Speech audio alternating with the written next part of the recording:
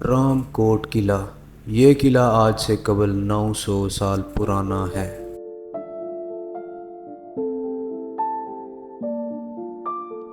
ये किला आज से कबल 900 साल पहले गखड़ों के सरदार सुल्तान सरंग खान ने तामीर करवाया।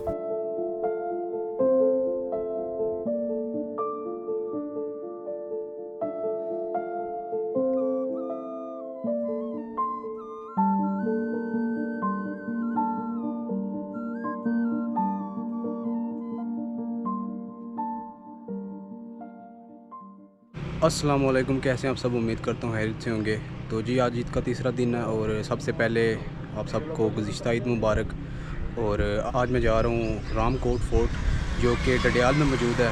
काफ़ी प्यारा फ़ोर्ट है और वो व्लॉग एंड तक देखें, आपको काफ़ी अच्छा लगेगा। तो घर से मैं निकल आया हूँ, अभी रास्ते में एक छोटा सा स्टॉप लिया था, तो अभी निकलते हैं, अपने सफ़र को कंटिन्यू करते हैं और चलते हैं रामकोट की तरफ और आपको विज़िट करवाते हैं। रामकोट किला डडियाल आज़ाद कश्मीर में मौजूद है और उस तक पहुंचने के लिए हमें तकरीबन 2 घंटे का वक्त दरकार होगा। मेरा ताल्लुक़ इस्लामगढ़ मीरपुर आज़ाद कश्मीर से है और इस्लामगढ़ से डडियाल का फ़ासला तकरीबन 35 किलोमीटर का है, लेकिन रामकोट डडियाल से आगे मंगला डैम की जानिब मज़ीद 25 किलोमीटर के फ़ासले पर मौजूद है। और यहाँ से दाएं जानब ऊपर की तरफ जाती हुई रोड कोटली आज़ाद कश्मीर को जाती है और हम यहाँ से बाएं जानब एक पुल से गुज़रते हुए डडियाल आज़ाद कश्मीर को जाएंगे।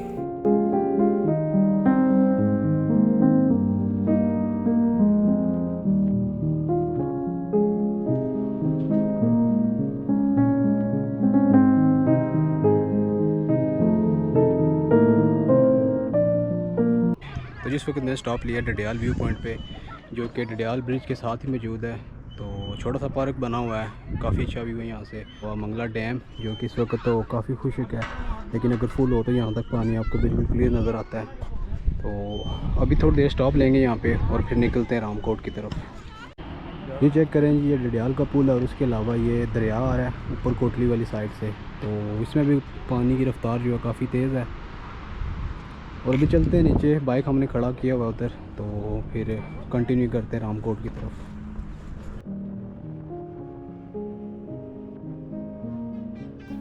डडियाल शहर आज़ाद कश्मीर के खूबसूरत और तारीखी शहरों में से एक है।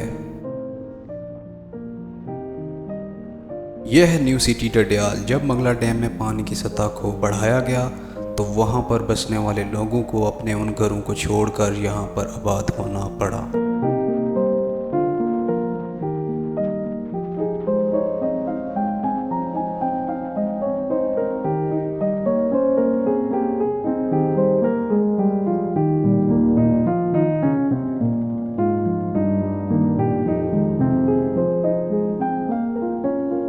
ईद की वजह से ज़्यादातर दुकानें और मार्केटें बंद हैं, लेकिन उसके बावजूद कुछ ना कुछ दुकानें खुली हैं और हम कुछ खाने पीने का सामान लेने की तलाश में पहुंचे हैं ज़मान चौक डडियाल।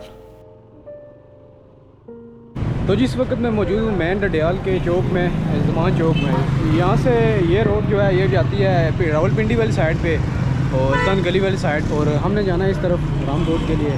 तो ये मेन चौक है जी डडियाल का, ज़मान चौक। हमने यहाँ पे स्टॉप लिया था कुछ खाने के लिए, पैक करवाने के लिए बर्गर ऑर्डर किए हैं, तो बर्गर अभी रेडी हो रहे हैं। तो बर्गर रेडी हो जाएँ तो फिर चलते हैं हम रामकोट के लिए।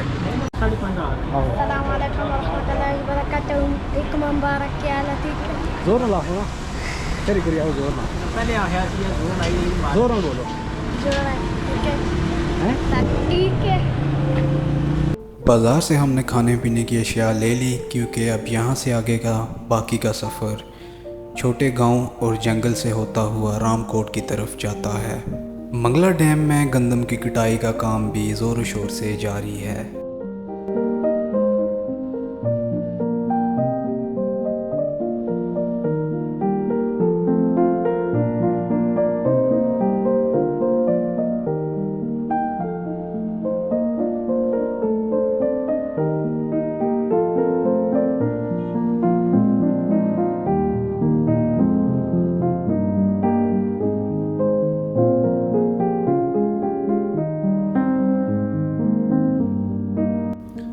रामकोट की तरफ बढ़ते हुए रास्ते में एक ऐसा मुकाम आया कि जहां पर हमारे सेल फ़ोन का नेटवर्क ख़त्म हो गया और हमारा नेविगेशन सिस्टम बंद हो गया। तो हम वहां से लोगों से रास्ता पूछते पूछते आखिर ऐसे मुकाम पर पहुंचे कि जहां पर रामकोट तो हमारी नज़रों के सामने था, लेकिन उसके अलावा हमारे सामने दो नदियां थी और यहाँ से आगे मोटरसाइकिल लेकर जाना नामुमकिन था। तो हमने अपना मोटरसाइकिल यहाँ पर खड़ा किया और यहाँ से आगे अपना सफ़र पैदल शुरू किया।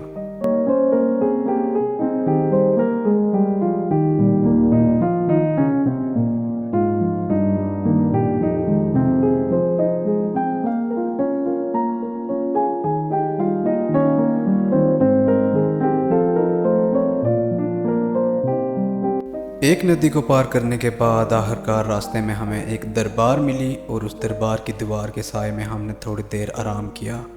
आराम करने के बाद हमने अपने सफ़र को दोबारा से शुरू किया और रास्ते में हमें एक चरवाहा मिला जो कि अपनी बकरियां चरा रहा था। तो उससे हमने जब रास्ता पूछा तो उसने हमें आगे के रास्ते की निशानदेही कुछ इस तरह से की।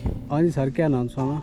माड़ा शराज ना बेली बिठा रहे हैं। अच्छा ठीक है, तो केड़ा रास्ता जाना है ये रामकोट? पजे रास्ता तोड़ जैसी की। ठीक है, तो जी ये भाई साहब इन्होंने हमें रास्ता बताया है क्योंकि हम गलत रास्ते से आगे थे। तो शुक्रिया सर, तो सुनो, बड़ी मेहरबानी। और जैसे ही हम दूसरी नदी को पार करने लगे तो हमारे सामने मौजूद थी एक खतरनाक दलदल। बड़ी मुश्किल से हमने दलदल को पार किया और अपनी मंजिल की तरफ चल पड़े।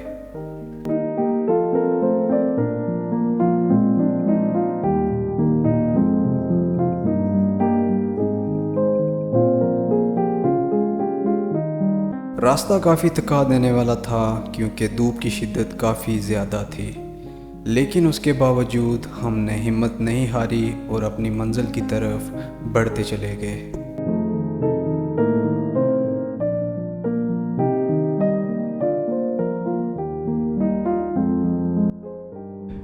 एक घंटे से ज़्यादा मुसलसल पैदल चलने के बाद फाइनली बिल्कुल किले के पास आ चुका हूँ और अभी इस दरख्त के नीचे इस बेंच पे थोड़ा रेस्ट कर रहा हूँ।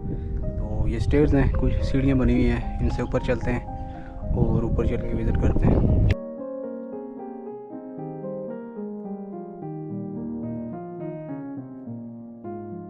चूँकि रामकोट काफ़ी बुलंदी पर वाक़या है तो उस तक जाने से पहले आपको तकरीबन 400 से ज़ायद सीढ़ियों से गुज़रकर जाना पड़ता है।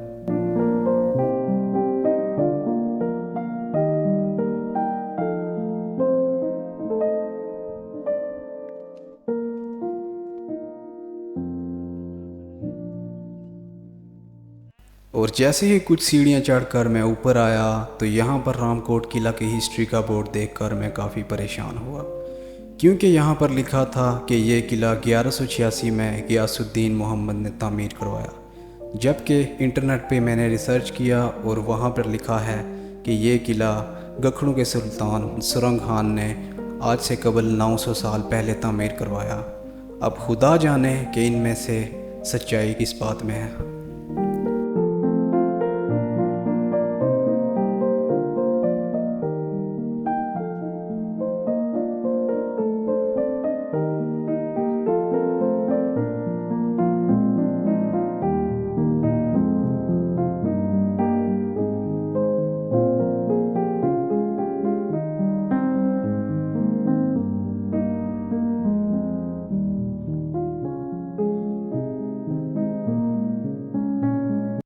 लातादाद सीढ़ियाँ ऊपर चढ़ने के बाद आखिरकार रामकोट किला का दरवाज़ा हमारी नज़रों के बिल्कुल सामने था और यहाँ पर एक भाई साहब मौजूद थे जिन्होंने हमें रोका और हमें कहा कि यहाँ पर दाखिल होने से पहले आपको 200 रुपये की एंट्री फ़ीस देनी होगी। तो हमने इनको 200 रुपये की एंट्री फ़ीस दी और उसके बाद हम किले के अंदर दाखिल हुए। और जैसे ही हम किले के अंदर दाखिल हुए तो इसके ऊपर मौजूद लकड़ी की बनी हुई छत को देखकर मैं काफ़ी हैरान हुआ, क्योंकि ये छत आज से तकरीबन 900 साल पुरानी है और उसी तरह आज भी कायम है। तो हमने भाई से ठंडे पानी की दरख्वास्त की तो उन्होंने बड़ी खुशी के साथ हमें ठंडा पानी पिलाया, क्योंकि हम जो पानी अपने साथ लेकर आए थे वो काफ़ी गर्म हो चुका था। इस किले में 2 अदद तालाब, एक तहखाना, एक मंदिर और कुछ कमरे मौजूद हैं।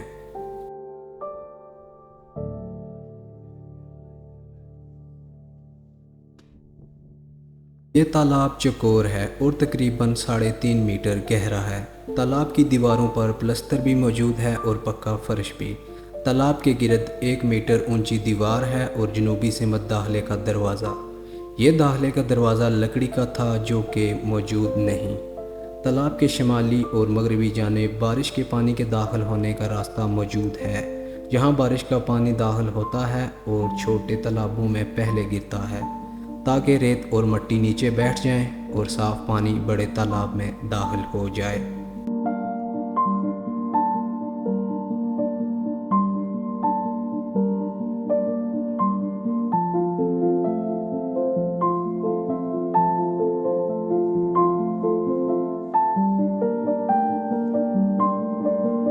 ये दूसरा तालाब है और तामीराती तौर पर ये बिल्कुल पहले तालाब की तरह का ही है। फ़र्क सिर्फ इतना है कि इसके गिर्द चलने का रास्ता मौजूद है। तहकीक बताती है कि इस तालाब पर छत भी मौजूद थी, मगर ख्याल है कि यह तालाब पुजारियों के नहाने के काम आता था, जो कि यहाँ पर नहाकर पूजा करने जाते थे।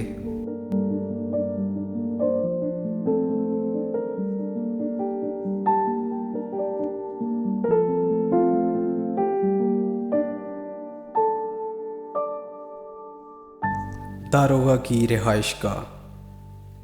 दारोगा की रिहाइशगाह शमाल में एक ऊंची सतह पर वाक़या है। इस पर पहुंचने के लिए एक सीढ़ी भी बनी हुई है।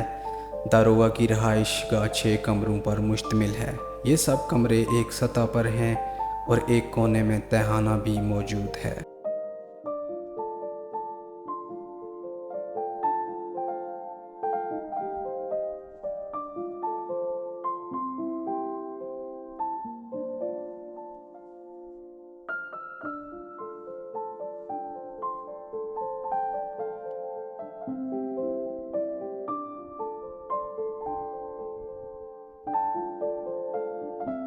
और इस कमरे के दरवाज़े के दाईं जानिब से एक तंग सीढ़ियाँ छत की तरफ जाती हैं।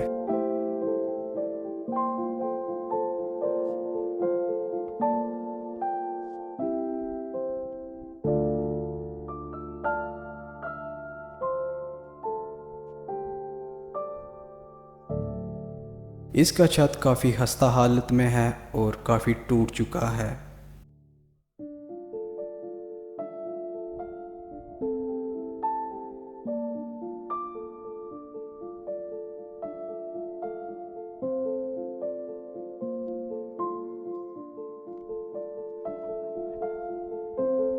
और जैसे ही इसके साथ बने रास्ते से हम दूसरे कमरे की तरफ जाएं तो इस कमरे पर भी सीढ़ियां मौजूद हैं जो कि नीचे की तरफ जाती हैं।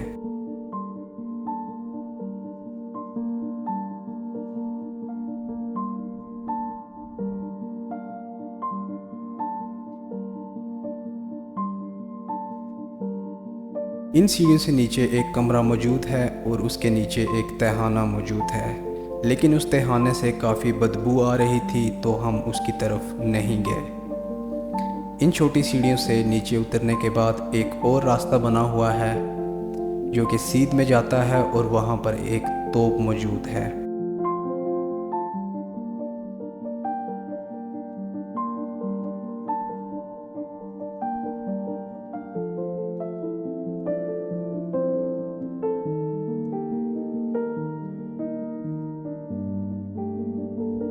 और ये तो आज से तकरीबन 70 से 75 साल पुरानी है।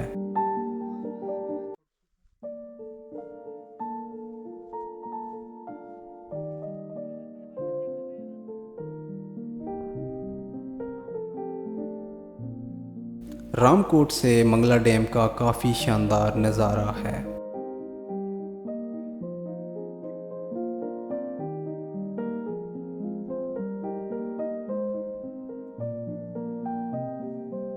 ये है मंदिर। किले के ज़ेरे हिस्से में मुक़द्दस मुकाम मंदिर मौजूद है। बलाई हिस्से में काफ़ी मिकदार में तराशे हुए पत्थर मिले हैं, लेकिन वो इस बुरी तरह से नुकसान ज़दा हैं कि ये अंदाज़ा लगाना नामुमकिन था कि ये मंदिर का हिस्सा थे या किसी मज़ार का।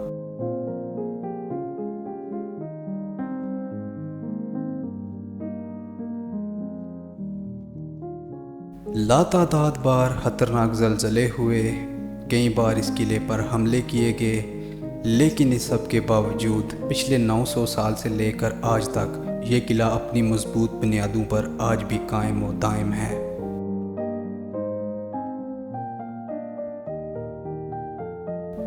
किले के इस हिस्से में भी कुछ कमरे मौजूद हैं जिन पर अब छत मौजूद नहीं, और उसके अलावा ये अब काफ़ी खस्ता हालत में हैं।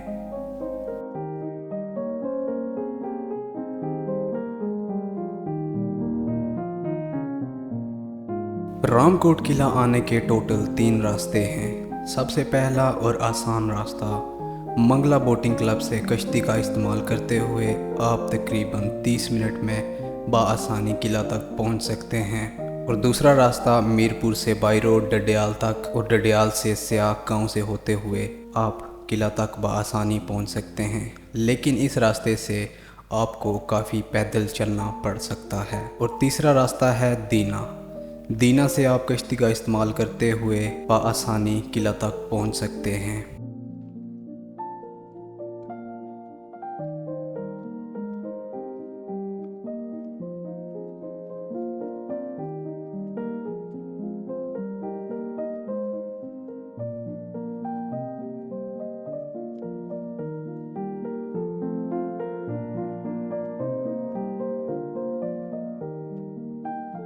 रामकोट किला तीनों जानिब से मंगला डैम के पानी में गिरा हुआ है, और उसके अलावा ये एक ऐसे मुकाम पर वाक़या है जहाँ पर दरियाए जेहलम और दरियाए पुंछ मंगला डैम में शामिल होते हैं। और उसके अलावा रामकोट किला सतह समंदर से 1440 फीट की बुलंदी पर वाक़या है।